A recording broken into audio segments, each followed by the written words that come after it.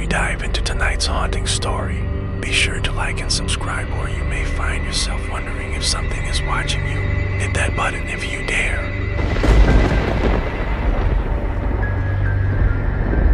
We got the call at 0200 from Kaligash, northeast Afghanistan. A mortar hit just outside the perimeter. One Kia they tagged the body and zipped the bag before we even arrived. When we landed, there was an eerie quiet. Usually, there's noise. Chopper rotors, boots scuffing across dust, a low hum of tension. But this night felt hollow, like even the wind didn't want to be there. I don't know why, but something felt wrong. The soldier was a staff sergeant, name withheld pending family notification. His dog tags were still around his neck when we opened the bag. No visible trauma up top. The blast had taken him from the waist down low. Burn marks, just gone. Like the bottom half of his body never existed. We did the usual checks. Tag verification, photo, fingerprints, post-mortem kit, everything by the book. But when the chaplain handed me that flag, something was off. It felt heavier than it should, as if it had soaked up something it shouldn't have. The company had insisted we take it back to Bagram with the remains. A customary gesture, nothing unusual there. I folded it neatly, placed it on the casket, and began the journey. But the moment I placed it, the weight in the air thickened, like it was pulling at me. Halfway through the drive to the helipad, the flag slid off the casket. I thought maybe it was the straps of the roads, something simple. I resecured it, folded it tight, tucked to the edges under the handles like I'd done 1,000 times before. 10 minutes later, it slid off again. I asked Lieutenant Marsh to help. He was former honor guard, precise in his ceremonial folds, muscle memory flawless. He doubled. We both watched the flag. This time, it stayed in place. For a while, but that night, Lieutenant Marsh came into my bunk, pale as a ghost. I had a dream, he whispered. Woke up sweating. The flag was unwrapped, it was on my chest, wet. He couldn't stop shaking. He said in the dream, the staff sergeant was still inside the casket, screaming, alive. The worst part, I never told him about the flag slipping, not once. A few nights later, the same dream hit me. The screaming wasn't just loud, it was personal, like I knew the man, but I'd never met him. He was just another body in the system. Then, O'Neill, our embalming tech, called out sick the next morning. Said he hadn't slept, couldn't, because he kept hearing the sound of plastic tearing open like a body bag. He said he dreamt someone was clawing at the inside of the casket, begging to be let out. And here's the thing we never told him about the dreams. The flag made it back to Bagram. The soldier was buried with full honors, but that folded triangle still shows up sometimes in my sleep. Same position, same casket, the same screams. It never fades, it just gets farther away, like he's still down there waiting. That was the last time I folded a flag. Not because I forgot how, but because sometimes flags fold back. A few months later, I was stationed at a different FOB. We were handling routine remains recovery when Zone Red, a section of the morgue where we placed the unclaimed. The burned beyond recognition. The remains no one wanted began tripping motion sensors. No one ever went into Zone Red. It was strictly administrative, reserved for overflow. But the sensors kept going off, night after night, always between 0230 and 0330. No one paid attention at first. It was just equipment malfunction, we thought. By the third night, Command ordered a physical check. Corporal Ellis, a young guy, volunteered. He had a calm demeanor, no history of fear, worked well under pressure. I remember him radioing in as he entered Zone Red at 0236. His voice was normal, routine as Ellis. I'm in Zone Red now, all drawers locked, no visual movement, temp normal. Then there was a pause. Wait, I see something. Movement, north wall, another pause. His voice came back, clipped. Standing figure, doesn't respond to voice. He radioed again, breathy this time. He doesn't have a face. That was the last thing he said. Then, static. The radio cut out. We found Corporal Ellis the next morning, lying on the cold tile floor between gurney racks 7 and 8. Eyes open but unblinking. Pulse barely there. He was in a waking coma, they said. His dog tags were still clenched and his right hand melted. Not bent, not scuffed melted, like metal curling, under focused flame. There were no burns on his skin, no heat damage to the floor, no malfunction in his headset or radio, no trauma, nothing. The medevac team couldn't explain it. No signs of neurological damage, no trauma, no history of mental illness, just a blanked out soldier holding melted tags.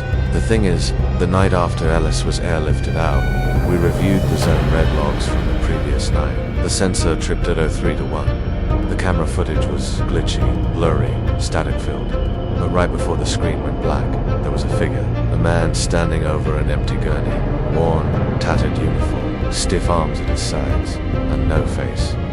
Not obscured, not blurry, just smooth, like the skin had forgotten how to shape itself. That night, we sealed off Zone Red. The motion sensor was removed.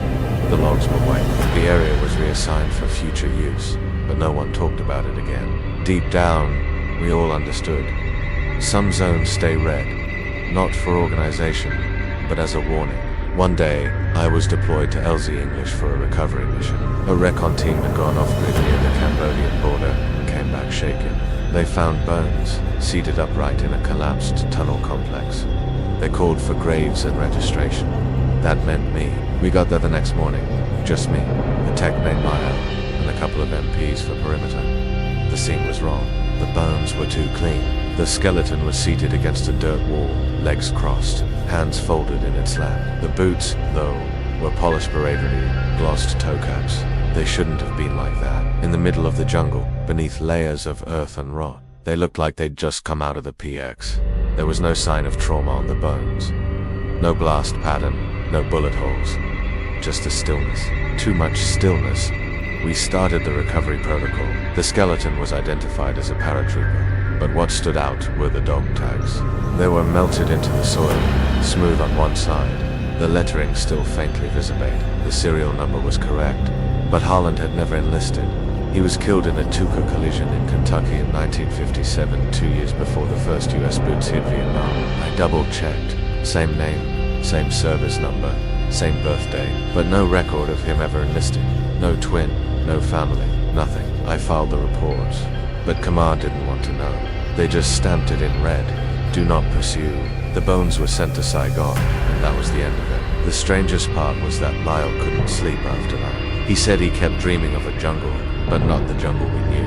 It was quiet. Not a single bird, not a rustle in the leaves. And in every dream, there was a man, sitting in a hole, wearing polished boots and no face. I never saw another double again, but I still hear boots on dirt, sometimes. Not marching, not running, just waiting, because some of the dead don't stay dead. It was just past midnight when we got the call. FOB Steel, northern Iraq.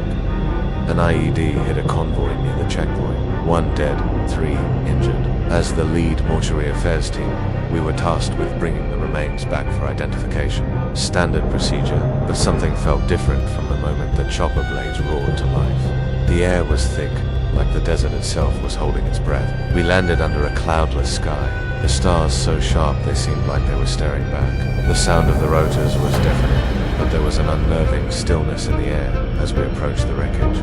No chatter over the comms, no usual banter from the soldiers, just the faint click of boots on gravel and the distant hum of a generator. It was as if the night itself had gone silent. The soldier was a young private, name withheld pending family notification.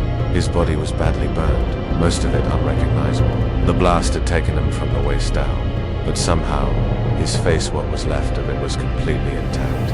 No burns, no trauma. He was almost too calm. His eyes stared wide, but there was no fear in them, just an odd stillness that sent a chill up my spine. It was like the blast hadn't reached him, like he'd died before it even happened. We did the standard checks, tag verification, photograph, fingerprints, post-mortem kit, everything by the book. But when I went to close the body bag, something caught my eye. His dog tags were different. They weren't the standard brass ones we usually saw. These were made of something else, shiny, almost metallic, but with a strange symbol etched into them. It wasn't a military insignia. It was ... unfamiliar. No one said anything, but the hairs on the back of my neck stood up. I folded the bag carefully, securing it in the transport. As we made our way back to the processing tent, I couldn't shake the feeling that something wasn't right. The weight of the dog tags felt heavier than they should, and the way the private's body had been placed in the baguette wasn't right either. His limbs were too stiff, his posture too rigid. It was like he was waiting to be moved, not like someone who had died a violent death. The ride back to base was quiet, too quiet. Usually, there's always someone talking, the sound of equipment shifting, the constant hum of a chopper flying through the night, but this time it was just the thrum of the rotors cutting through the air. The flag wasn't unusual. We'd been asked to carry it back to Bagron with the remains. It was common practice for fallen soldiers to be honored this way, but this flag was different. When I placed it over the casket, there was an odd weight in the air, like the fabric was heavier than it should be, like it had soaked up something. Something dark, something wrong. As we made the transfer, I couldn't shake the feeling that the private's body was watching me. Not physically, of course, but that weight, those eyes, they were burned into my mind. I couldn't look away. I didn't say anything, but I knew something wasn't right. The next day, I woke up in a cold sweat. The dreams had already started. The soldier's face was in every corner of my mind, staring at me with those wide, unblinking eyes. He wasn't dead. He couldn't be. Not like that.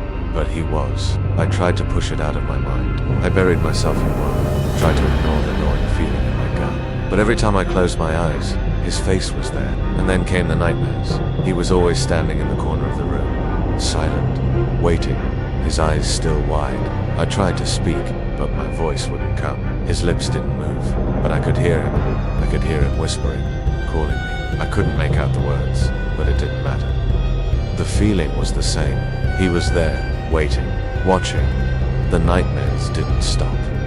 They only got worse. And then, one night, it happened again. I was on duty in the morgue, processing another set of remains. A routine check, no different than any other. But as I was cataloging the body bags, the motion sensor tripped in zone cyan area we use for overflow. Nothing unusual, but something about it felt off.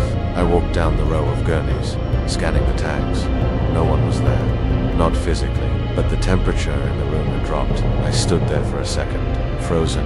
The hairs on the back of my neck stood up, and then I saw it. The private's body was there. Not the one I had transported, but his face was there, in the bag, staring back at me with those same wide eyes. My heart skipped. It couldn't be. He was supposed to be he was supposed to be gone. I grabbed my radio, but when I looked back at the body, it was gone. Just another empty bag. Nothing out of place. I radioed for backup. They told me I was tired, that I was seeing things. But I knew what I saw. I knew what I felt. The next night, the nightmares came again, but this time, they were different. He was standing right next to my bed, silent, watching. His lips moved, but no words came out. And then, just as I tried to scream, he reached out, placing a cold hand on my chest. I woke up, gasping for air. I couldn't take it anymore. I knew something was wrong, something I couldn't explain. I filed a report, but I didn't expect anyone to believe me. They couldn't. Not without evidence. But they had never seen what I had seen. They hadn't felt the weight of the flag, or the cold hand pressing against their chest in the middle of the night. The next day, they called me in. The dog tags, they said, had been recovered, but the privateer's name wasn't in the records. There was no one to identify him. No one could explain how his remains had ended up there, how the dog tags had been different, or why the body moved. I don't work in mortuary affairs anymore. I don't know who would. Not after what I've seen.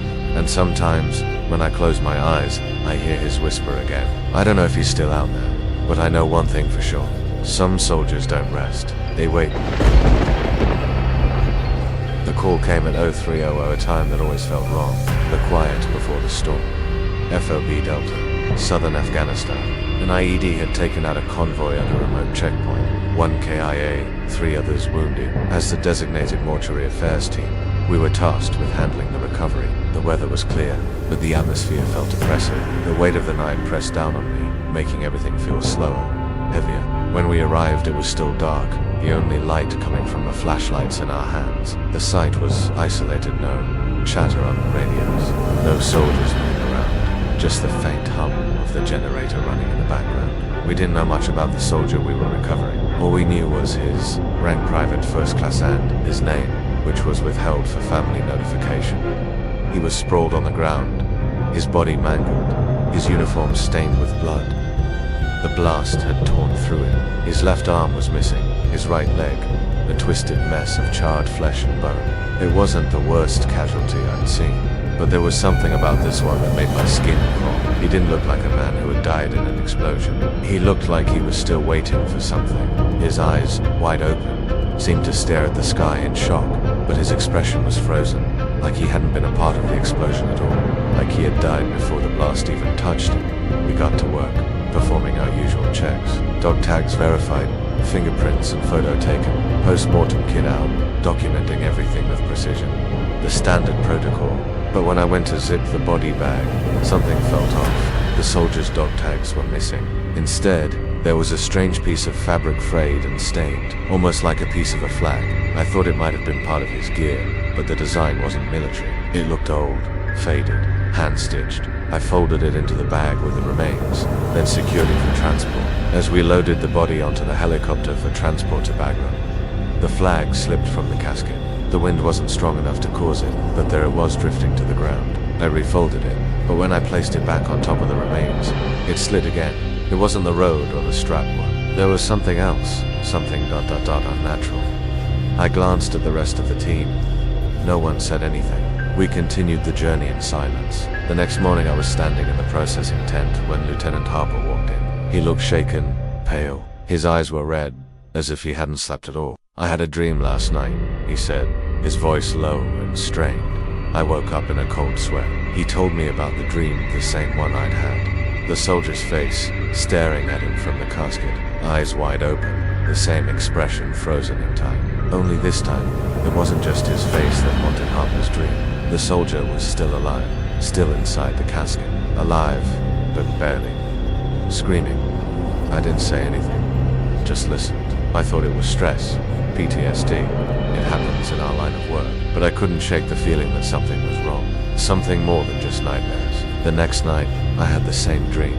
The same image, the soldier's face, wide-eyed, staring at me. But this time, the screams weren't just in my mind. I could hear them in my ears, a deafening sound that made my bones rattle. The soldier wasn't dead. He was alive, and he was calling for help, calling for release. I woke up in a cold sweat, my hands trembling. But I wasn't alone. Corporal Stevens, one of our mortuary affairs techs, was standing in the doorway of my bunk, his face ashen. "I don't know how to say this, Sergeant, but I think I heard something last night. It wasn't just a dream." I turned to face him. "What do you mean?" Stevens swallowed hard, his eyes darting around the room like he was afraid someone might be listening. I heard ... The sound of the body bag. It was like ... like someone was trying to claw their way out. The sound of plastic tearing, like a body bag being ripped open from the inside. My heart skipped a beat. I didn't say anything. Didn't need to. We all knew what it meant. The soldier wasn't at peace. Whatever was left of him was still trapped inside that body bag, still trying to reach the living world. That morning, I reported the incident. I filed a standard report, nothing out of the ordinary, nothing to raise alarms, but I couldn't stop thinking about Stephen's words. What if the soldier wasn't dead? What if he had never really died? Days passed, and the nightmares persisted. The soldier's face haunted me. His scream echoed in my mind, growing louder with each passing night. And then, something worse happened. The flagor I'd folded into the baguette reappeared. I found it that night, on the edge of my bunk, folded neatly in the corner, just like I had left it. No one else had touched it. I hadn't moved it since I packed it with the soldier's remains. Yet there it was, pristine, as if it had never been through the journey with us. I couldn't breathe. I froze for a moment, staring at the fabric. The stitching was different this time. It had changed, as though something had altered it while it was away from my hands. I took it to the processing team the next day. No one said anything, but I saw the looks on their faces. They had seen it too. They knew something was wrong. By that evening, I couldn't sleep.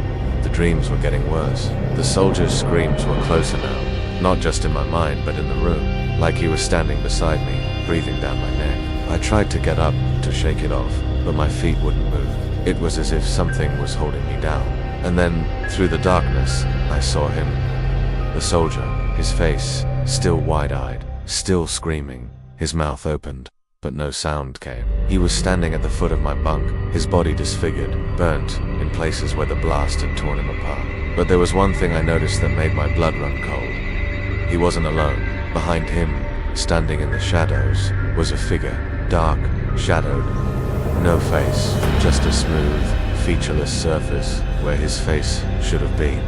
I screamed, but no sound came. I tried to move, but my body wouldn't respond. When I woke up, I was alone in the bunk.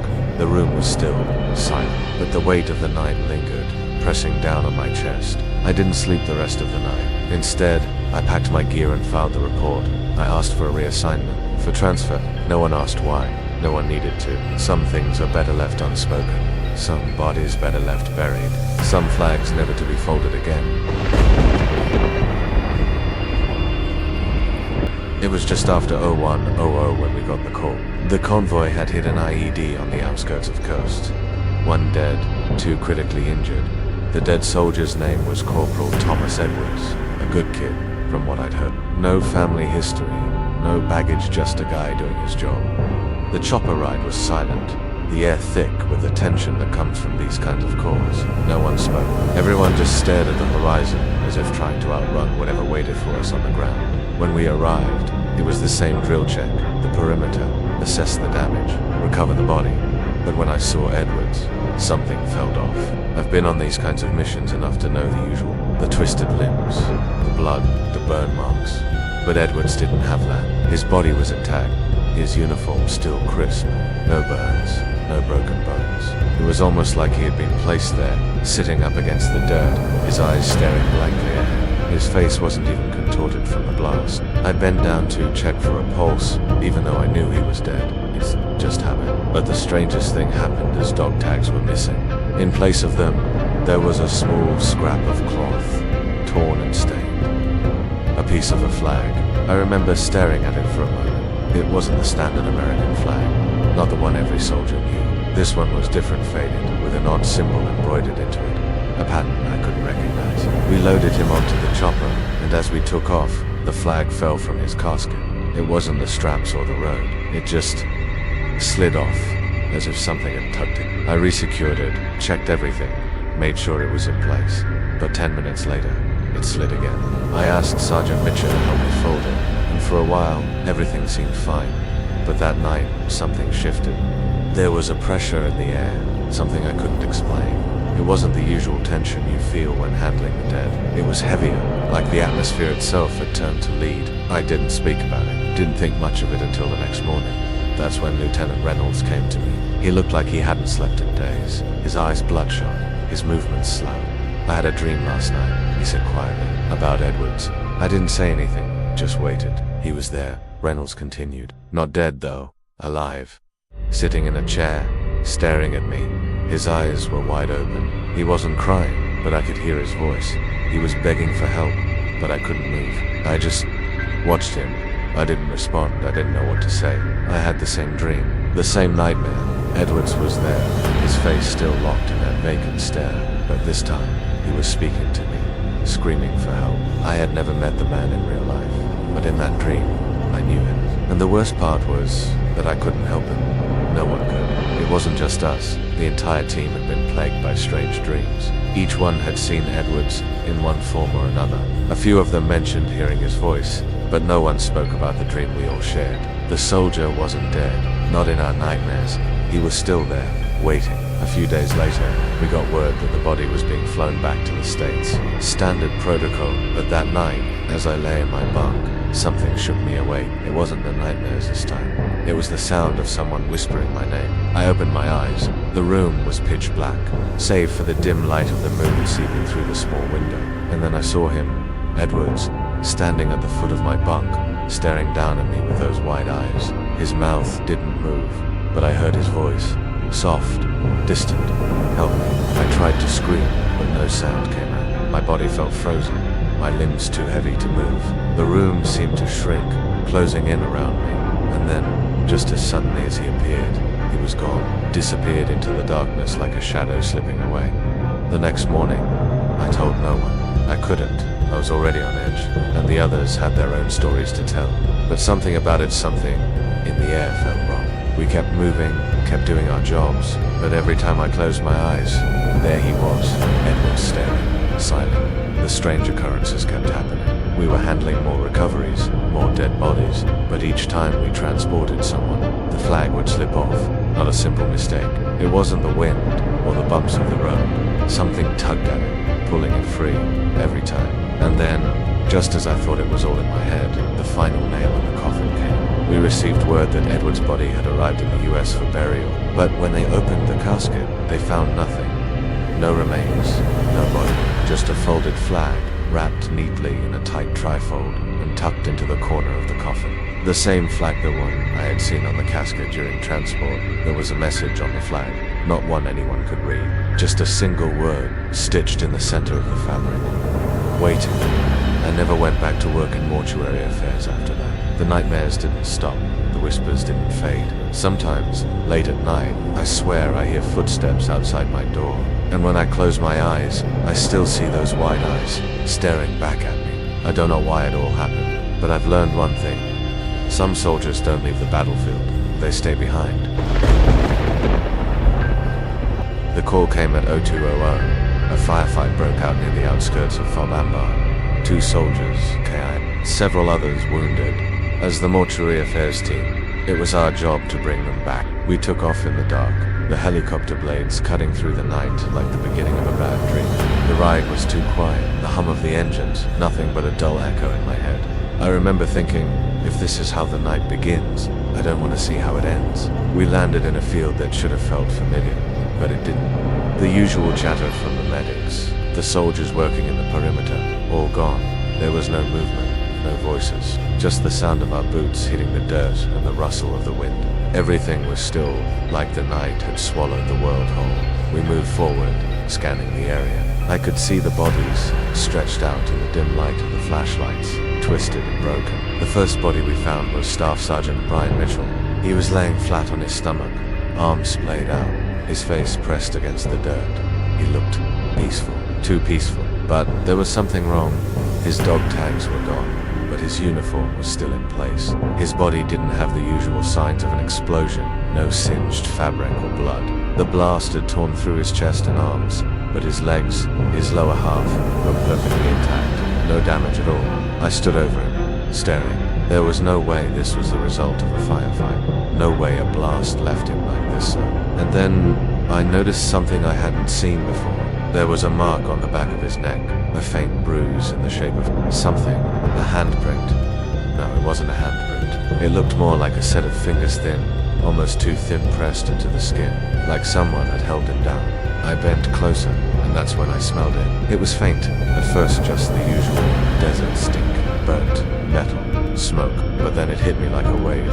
Something foul, rotting flesh. Let's get this one back, I said, my voice hollow, trying not to let the unease show. We moved quickly after that, trying to focus on the task at hand. We loaded Mitchell's body onto the gurney and started the journey back to the chopper. But as we moved, I couldn't shake the feeling that we were being watched. The hairs on the back of my neck stood up, my every instinct screaming that something was wrong. When we got to the chopper, I noticed something. The body bag was cold. I'm talking unnaturally cold. The kind of cold you get when you re-standing in the middle of a snowstorm for too long. It was a dry heat out there. No way the body should have felt that cold. I glanced around, saw nothing out of the ordinary, but then I caught movement in my peripheral vision. A shadow. It wasn't the usual shifting of soldiers, or the wind playing tricks with the sand. This shadow was moving, like it had its own purpose. I turned quickly, but it was gone. I brushed it off, telling myself I was tired, overworked, but deep down, I knew something was wrong. We got back to the processing tent, the body ready to be logged. But when I opened the bag to confirm Mitchell's identity, I saw it. The fingers, the bruise on the back of his neck. It wasn't there anymore. It was gone. Completely faded, as if it had never existed. I stared at it for a long time, trying to make sense of what I was seeing, but nothing made sense anymore. The tent felt colder, the air heavy, thick, a weight pressing down on me. And then the lights flickered. Once, twice. I tried to turn them back on, but they cut out completely. I stood there in the dark, holding Mitchell's dog tags in my hand, listening to the silence. That's when I heard it, a whisper, soft at first, like a breath just behind my ear. I whipped around, but there was nothing there. No one in the tent with me. The whisper came again, this time louder, more distinct. Help me. I froze. I knew that voice. I knew it from somewhere, but I couldn't place it. It was muffled, like someone was speaking through a wall. The hairs on the back of my neck stood on end. I couldn't breathe. My hands trembled. The dog tags dropped from my fingers, hitting the floor with a soft clink. I stumbled backwards, my heart pounding in my chest. That's when I saw it. There, standing just outside the tent, was Mitchell's body still on the gurney, still in the body bag, but this time it was moving. Not jerking or twitching like a corpse should, but slowly, methodically, like someone was guiding it forward. I couldn't move. My legs wouldn't work. The whispering grew louder, more frantic. Help me. I tried to scream, but my throat was dry, constricted. Mitchell's body moved closer, its legs dragging behind it like they weren't even connected to the torso. I could see the gaping hole where his chest had been. But instead of blood, there was black smoke seeping out, curling into the air like it was alive. I turned to run, but the tent door slammed shut in front of me. I spun around, my pulse racing, and there, in the corner of the room, stood the figure again. This time, it was clearer. A man tall, thin, pale, and completely featureless. No face, just smooth, like he had never had one at all. He wasn't wearing a uniform. No, he wore something different. His hands were stretched out towards me, fingers too long, too thin, like claws. Help me. The voice was coming from everywhere now. The walls, the floor, the ceiling. It wasn't just Mitchell, it was all of them, the soldiers we had brought back. Their voices, their whispers, echoing in the air. Help me. I reached for the nearest object anything to defend myself and grabbed a metal rod from the table. But when I turned back to face the figure, it was gone. The tent was empty, silent. The body was gone too. I don't remember how I got out of that tent. I don't remember how I made it back to my bunk, but I know one thing for sure.